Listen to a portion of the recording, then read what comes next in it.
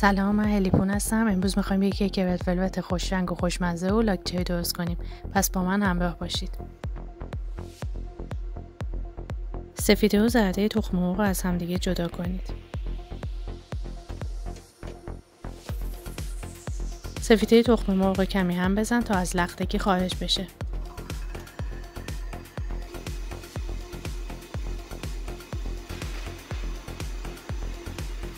بعد پودر قند رو طی 3 مرحله بهش اضافه کن.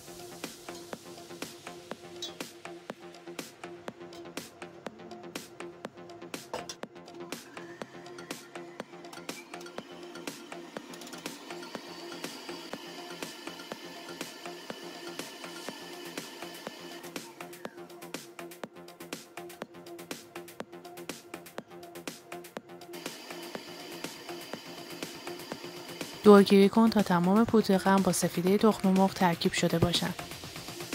زرده تخم مرغ، وانیل، سرکه و نمک رو با همدیگه مخلوط کن.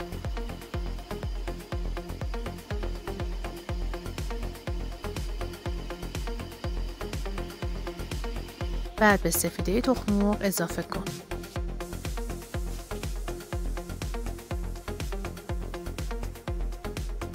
در حد 30 ثانیه با همدیگه مخلوطشون کن. مجددا دورگیری کن و روغن رو اضافه کن.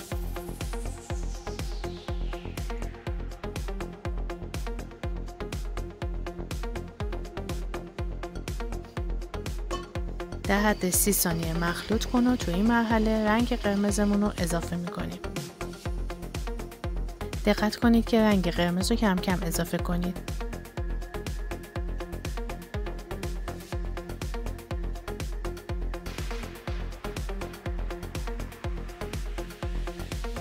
مجددا دورگیری میکنیم و آرد و بیکینگ پودر الک شده رو بهش اضافه میکنیم.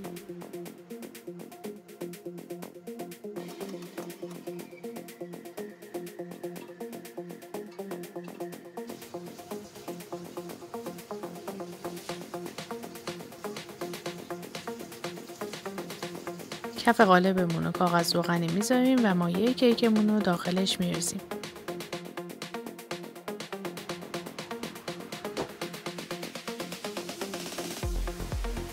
برای کرم چیز نیاز داریم به خامه قنادی فرم گرفته، پودر قند و پنیر خامه‌ای. برای فرم گرفتن خامه قنادی ابتدا اون رو بذارید توی محیط تا از یخزدگی خارج بشه. بعد ابتدا با دور کند دستگاه هم میزنیم تا به دستگاه فشار وارد نکنه. بعد از اینکه تمام قسمت‌های خامه آب شده بود با دور تند هم میزنیم.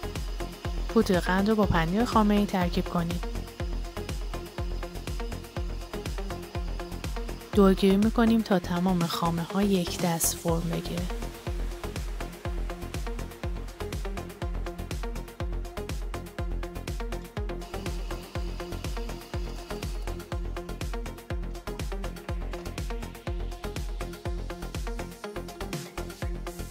و در آخر پنیر خامه یا پودر قند رو بهش اضافه میکنیم و مجدد هم میزنیم.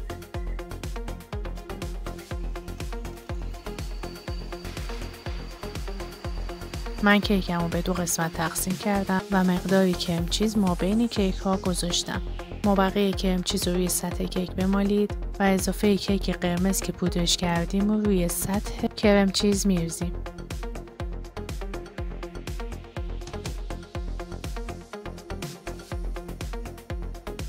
اگه از این آموزش من خوشتون اومد خوشحال میشم که سابسکرایب کنید تا آموزش‌های بعدیمون بهتون نشون داده بشه.